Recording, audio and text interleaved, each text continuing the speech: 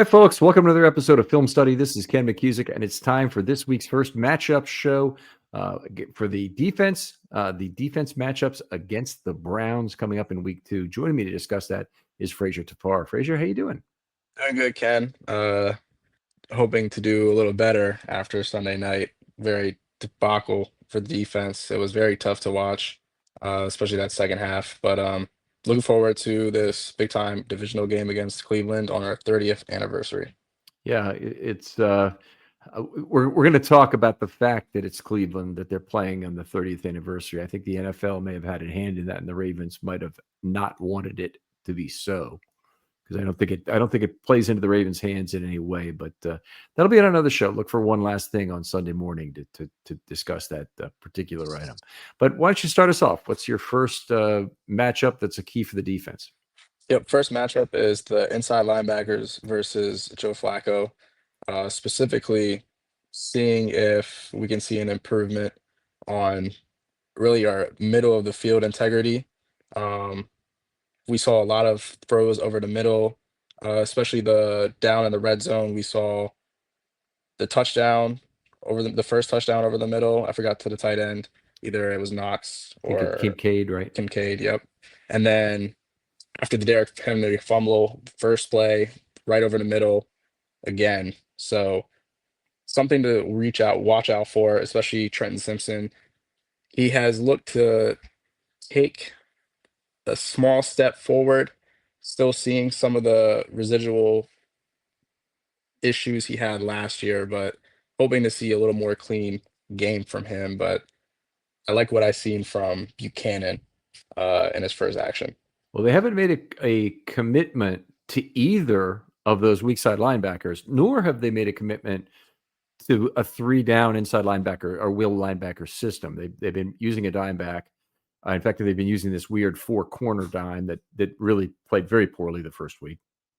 But I would agree with you that I don't think either Simpson or Buchanan stood out, and I don't think either of them wins the job this next week either. So I think we're going to see some of both of them. And to be clear, you're talking more about pass lane integrity there or rush lane integrity? I think it's kind of, well, mainly pass Mm-hmm. because I think the Ravens can handle the Browns' rush game, but we can talk about rush lanes when we are sending blitzers with whether it be Roquan or Trent. Let me save that because that's really my topic, the Sure. second one. But in terms of passing lanes, I want to see more from the inside linebackers. I want to see them, Yes. do more when they're in their normal, their most commonly used nickel defense. Even though the nickel played pretty well this last game, most of the problems they had were in dime. That they brought Alexander on the field and he Yeah, was not ready for the job. at all. It was tough to see Alexander, a lot of grabbing. I mean, he just looked a half inch low, like he missed Mhm. 3 weeks of camp. Like he was out for a while, so it was noticeable. Um, some people are panicking, but obviously it takes time to kind of just get into football shape and back into the swing of things. So I think later in the season he will get back into form. But for right now, we have to deal with the growing pains of getting him back up to speed, really. Kind of scary given that they effectively made a conscious decision to let JAD go, who Yeah. would have been a fifth cornerback who could help them.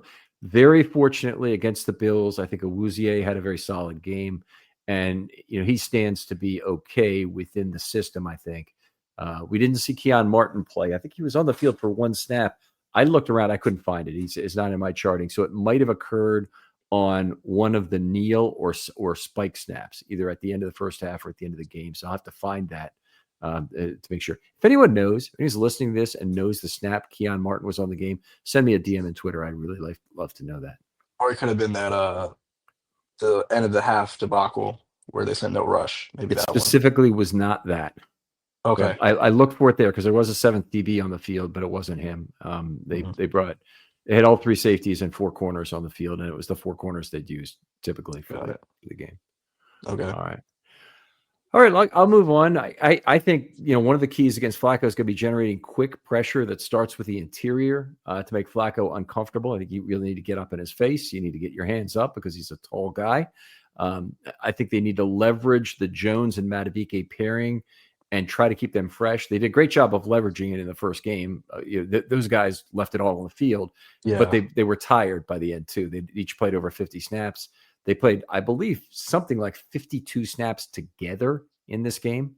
So it shows you they want to keep that pairing specifically for high leverage downs, but you got to have a few less total snaps to make that useful.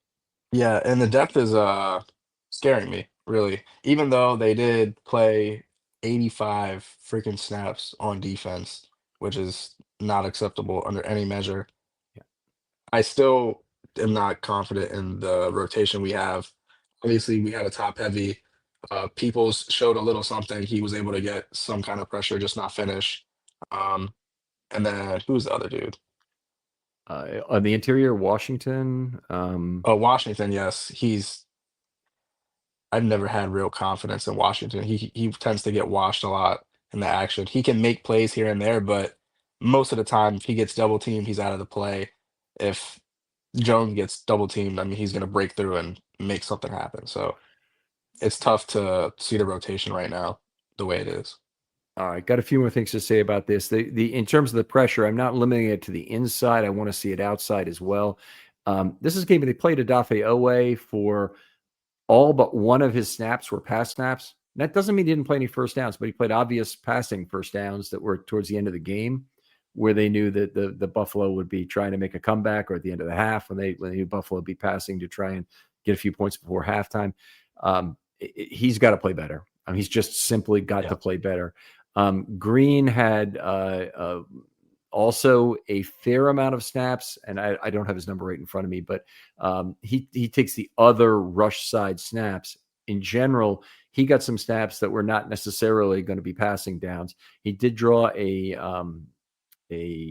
holding call in this first game, but Owe and Green versus DeJuan Jones at left tackle for the Browns is a big mismatch, and they've got to see some value coming from that this week.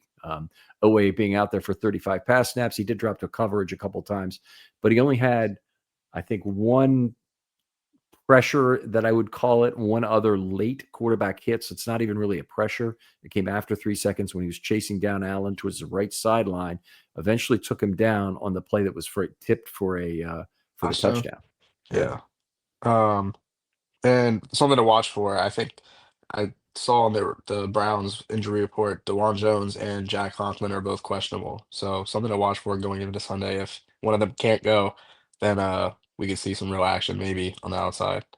They'll probably both go, and you know, if DeJuan Jones is out, I'm it's almost too bad if he is. It's but if Conklin's a good player, or he was anyway, you know, hearing from the Know Your Foe guy, Jake Burns, who's terrific, he talked a lot about the individual Browns players and the offensive line. It was a great offensive line together 5 years ago, and now they're old. I mean, these are Yeah. guys who were just they've been around the block. Yeah. Uh, moving on to my next point. My next You ever have one of those days where everything's off? Well, Mood can help with that.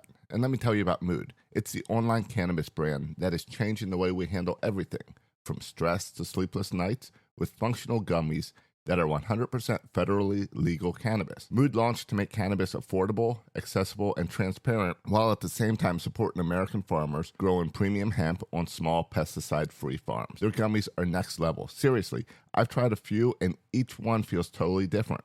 The Sleepy Time gummies, out like a light, immediately asleep. The Epic Euphoria, it's perfect when you just need a reset to feel good again. What makes them unique? Mood combines THC with herbs and adaptogens, so you get real targeted effects. You're not going to find this in your typical dispensary. And here's the best part. Mood ships discreetly to most states, offers a 100-day satisfaction guarantee, and right now you get 20% off your first order with the promo code RAVEN. Just head to mood.com. Find your perfect gummy and use the code RAVENS at checkout to save 20%. matchup is the Ravens DBs versus the Browns pass catchers.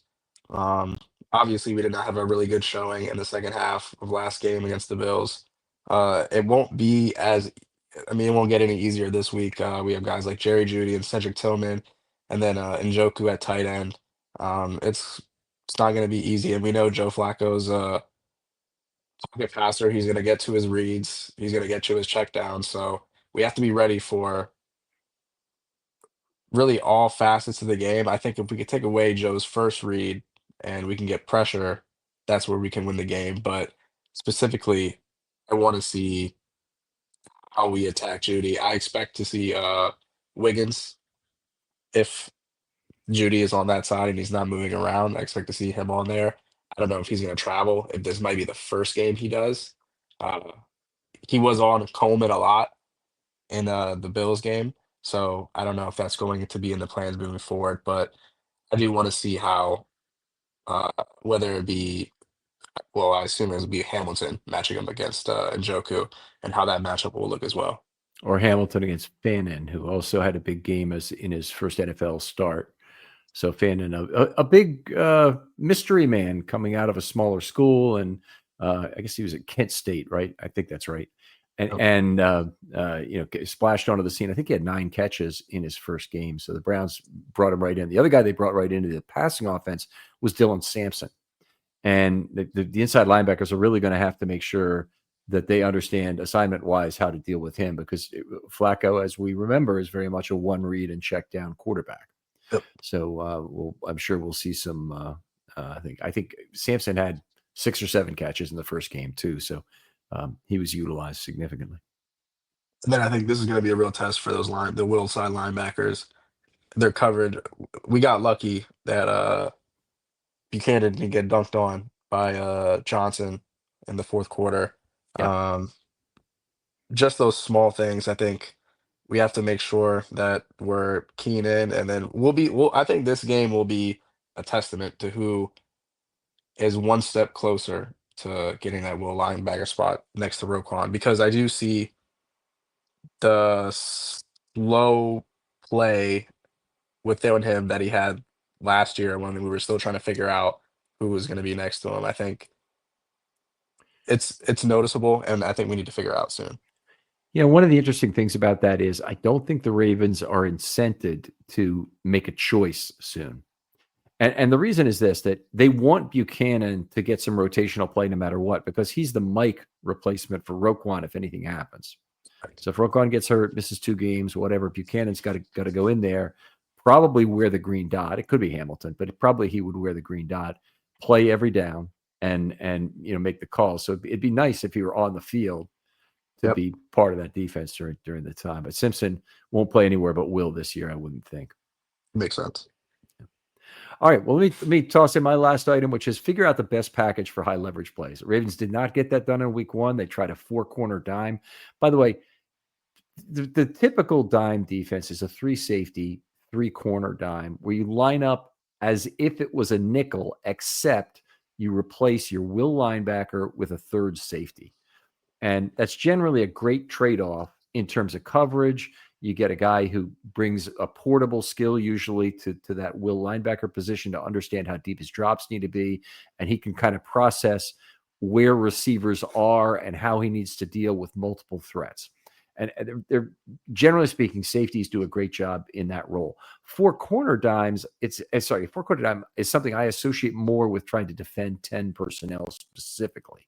So it could be an extra tight end that's flexed a lot. So if you had Njoku or Fannin and they were flexed with 3 other wide receivers, that's a reasonable use of a 10 personnel scheme. It's also perfectly reasonable to bring Kyle Hamilton down to the box and have him cover a flex tight end or line up in that dime spot. But in order to do that, you have to have another safety that you really trust on the back end. And I think that's one of the things they need to do. I think they will stay in dime this week. I think Alexander snaps, though, are going to be limited. So they may use Alexander some in nickel, not in dime. It could be that kind of thing. They could use Alexander for 2 series in this game instead of the additional snaps he got, which he ended up 25, 26, 27 snaps, something like that, because 25 of them were dime. I know that. He may show a higher number if in your game book. I'm only counting the non-penalty snaps because those were very bad. They were 9.9 yards per play with Alexander on the field and 4.9 yards per play when he was not on the field. That's a difference you can't live with. You cannot. And I think to your point earlier, JAD not being on this team may be something that could come back to bite us in the short term, at least. I'm with you all the way on that. Also, we do I would project we'll see a lot of 12 personnel in this game for the Browns. Fannin and Njoku are two of their best players, and I think they will have them in the game a lot. The Browns, this is a weird game, but the Ravens without Ricard and Likely could go lighter in this game than the Browns. And this would be the first time they've been lighter than their opponent in a very, very long time, and lighter than the Browns even longer than that. So it's really since the beginning of the Roman era, they've always out-heavied every other team. It's been, even though Monken brought changes to the offense and loosened up the passing game some, he still was extremely heavy, the league's heaviest offensive coordinator still in terms of the use of tight ends, OL6, and a fullback. So this is a weird game. They actually on defense face so much heavy personnel that they have to really figure out different ways to deal with that. Big nickel will probably be part of it. How they deal with the dime being three safeties would be another one that a listener suggested was that this may be a game we see a lot more jumbo nickel. Just take the will linebacker out and put an extra down lineman on the field and go with the nickel. You may see some of that as well. So I think that's a reasonable choice here. The Ravens have good run fit safeties, it appears. I trust Hamilton completely. I think I trust Starks already, who looked pretty good in the first game, to do that job. So I think they could make a jumbo nickel work. Yeah, I'm excited to see what kind of personnel we put out there. I think in those situations, I mean, we're expecting Starks to stay over top in those situations, right? We're not looking to him to come up and cover those tight ends. As far as I'm considered, Starks is the free safety for the entire year. The less he does in terms of rushing the passer, or rotating into a dime spot, or rotating down to cover the position of a slot corner who's blitzing, the better. I want him use his instincts on the back end, try and bracket as many plays as possible. Sounds good. Same page. All right, Frazer, always great talking football with you. Tell folks where they can hit you up online if they have a question or want to talk matchups with you. Yep, you guys can reach me at Twitter/X at F_Rave8. That's F_RAVE8. All right. And as always, Frazer and I will do 2 shows per week to talk defense and then offense. The offense show, look for that tomorrow. It should be the day after you're listening to this if you're pulling it down in rapid order, but it should be out sometime on Saturday before a Sunday game. For Frazer Tafar, this is Ken McKusick saying goodbye. We'll talk to you next time on Matchups.